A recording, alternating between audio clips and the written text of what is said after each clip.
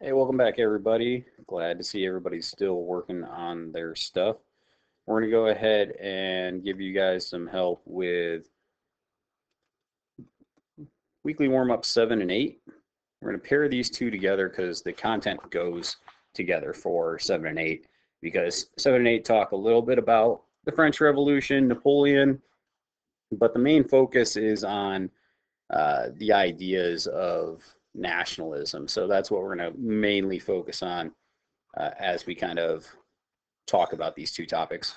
One thing, I'm going to mention these two small topics real quick, and then I'll get into nationalism, specifically the unification of Germany and Italy, because that's what most of the questions are about. So the first one that I just want to look at real quick is the scientific revolution. So the biggest things you want to keep in mind with this, go away, is just timeline of how things kind of progressed. We have the age of exploration, your explorers, unlimited governments, which means kings, queens, all the way up to the 1700s. They started to limit it. That's when we got things like the English Civil War. That's when we started getting the Enlightenment movement start to come up. And then we just see that they're really questioning authority. Scientific revolution, what we're going to talk about real quick, and then eventually it leads into these age of revolutions. So scientific revolution, just remember it's rejection of old ideas and challenging the church, focusing on mathematics, science to solve problems. And remember, you can always pause the video to look at some of these slides that you want to know. So church was mad because they're losing power over people. They're losing money because they can't collect as much from people. Remember that if you, during this time, pretty much until modern days, pretty much until like 1800s, if the church found you guilty of something, they could put you under house arrest like Galileo, they could kill you like Joan of Arc. So, and they could excommunicate you, which means basically you aren't allowed to practice in the church anymore, which doesn't sound like a big idea and problem for people. But if you can't practice your faith, a lot of people really are not happy with that. We're not going to worry about Gutenberg with the printing press. Let's see here. That's just explaining kind of the scientific explanation of things. So remember, the two main differences between the scientists during the time in the church was this idea of geocentric versus heliocentric. Old Greek philosophers practiced the geocentric model, which meant that the Earth was the center of our solar system. The sun and the moon went around the Earth as well as all the other planets and stars. However, people like Copernicus and Galileo found out that the sun is actually the one that is the center and everything revolves around that. And they ended up proving it. Ptolemy was one of the first ones that came up with the geocentric theory, which is what the Bible and everybody else kind of bases their ideas off of. There's some ideas about Copernicus talking about why the sun is the center. Aristotle and Galileo. Galileo basically challenged Aristotle. Okay, let's get into the two that you're going to need. So Francis Bacon coming up with the idea of the scientific method, proving your theories. That's kind of one of the big things he did. You guys have learned about that a lot in science. We had the laws of motion come up in this time period with Sir Isaac Newton and gravity. The fact that things stay on the planet and they fall because of this force. And he came up with the laws of motion. Started to get scientific stuff starting to happen, so we're not going to do things like try to pull things out and leech people. That's what's happening in this picture. This guy's actually getting leeches put on him because they believe they'll pull the sickness out of him, and they're starting to use instruments to solve problems in the human body. So this is like people like Ambrose Pare came up with things like artificial limbs to help people cope with losing things. So that's basically just the scientific revolution, just using science to solve the problems of the world. not just believing in witchcraft and superstition. So that's that part of your review. The other part that I wanted to go over for this one was this idea of nationalism. But before we do that, one of the things that causes nationalism to happen is this idea of rights that came out of the Enlightenment. I want to view full screen. So, okay, it's just one page. This just shows you these are two of the biggest things that came out of the Enlightenment movement. When Locke talked about the rights of man, talked about how people had the right to live, life, pursuit of happiness, property. That's all stuff that the United States and France really ran with. So most of us know the main ideas of the Declaration of Independence, but these are kind of the main ideas for the Declaration of the Rights of Man, which was in France. And same things that we see in common are equality of rights individual, source of political power, what the purpose of government is, the right to rebel against unfair government, resistance of oppression is stated as a basic human right. So meaning, and we have the same thing in the United States. Whenever government becomes destructive, it is the right of the people to alter or abolish it. So that's something that is in both of these ideas. And then there's an appeal to God too. Obviously, religion's tied in there just because they're learning about human rights and they're talking about individuals. They don't forget their religion. So that is something that is also included. So I just want to show you guys that real quick because I believe there's a question on there about the rights of man and women. All right, so the main questions you're going to have is over this idea of nationalism in Europe. So basically looking at how the Napoleonic Wars and the development spread of nationalism kind of affected everything. So during the French Empire, you can see that France expanded. So France is getting very large. Okay, he also has other countries that he controls because he puts members of his family in charge of those countries. And then they also have nations that are allied with him. So even though during his height of power, even though they weren't technically part of his empire, they were like allied, where they weren't going to betray him.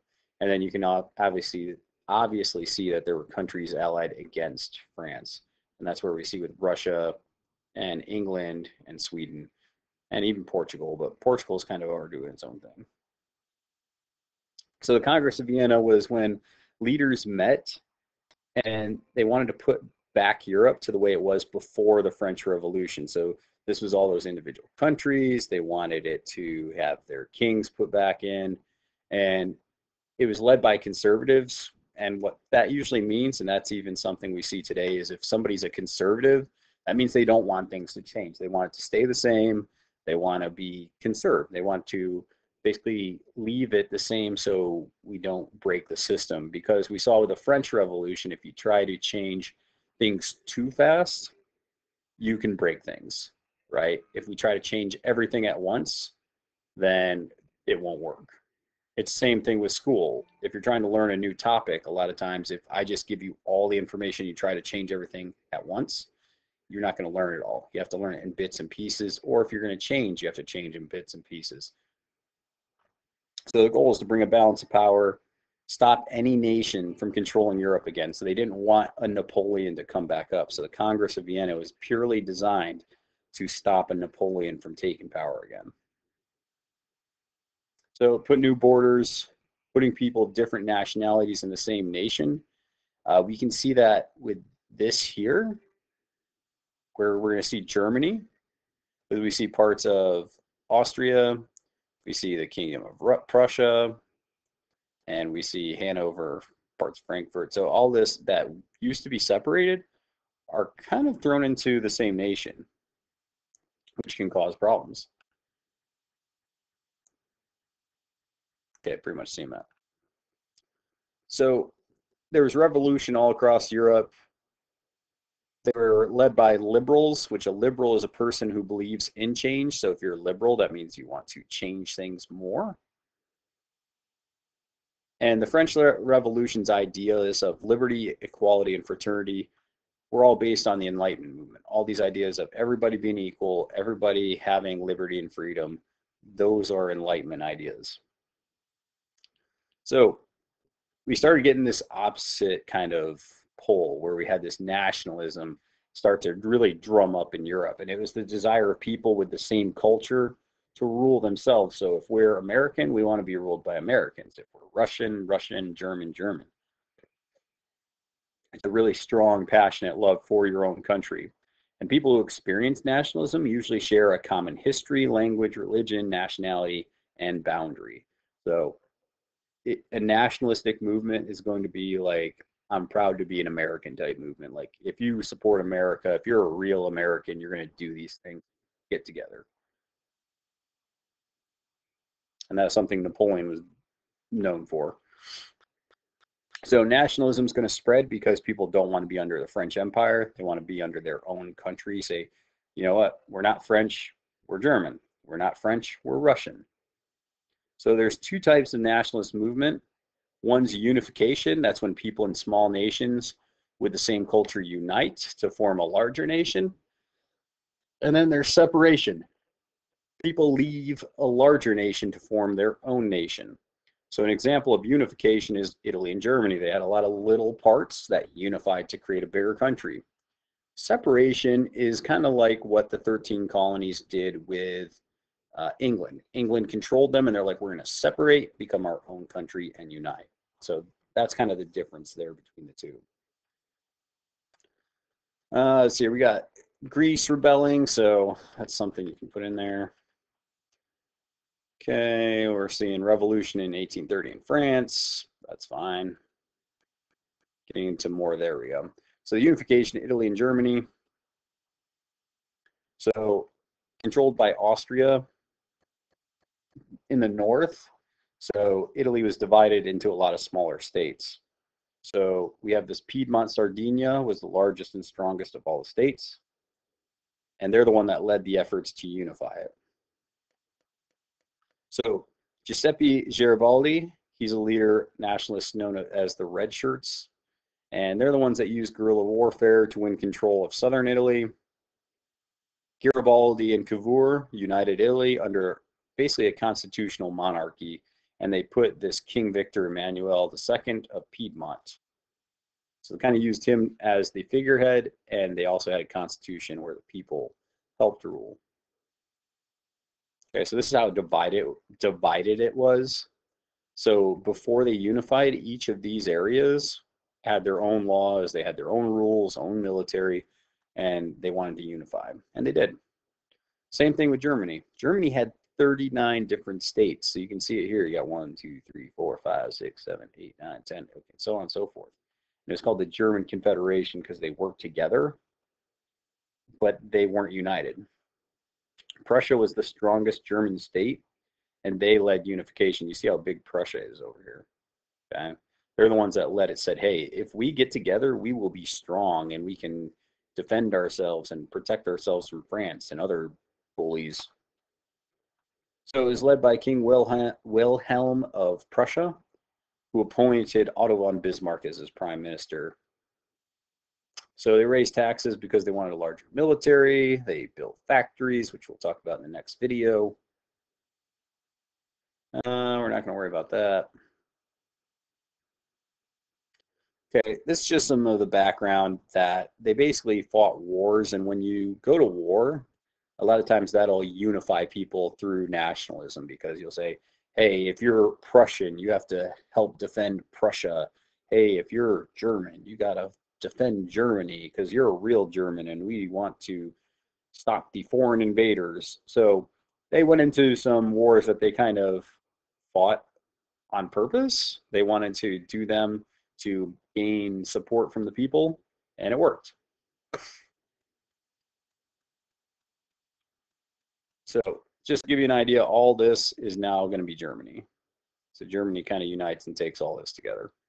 So that's how all this unification stuff happens. Hopefully this PowerPoint and me just kind of talking a little bit about it helps answer some of those questions. And if you need help with the next week's questions, let me know, but I'm going to put that up and you can check it out in the next video. All right, guys, take it easy. please make sure that you're doing your online work on US test prep. There's a handful of people that haven't done any, and by this point, you should be more than halfway done. So if you're not, make sure that you guys are really starting to cook through those, okay? So if you have any questions, please email me. We'll see you all next time.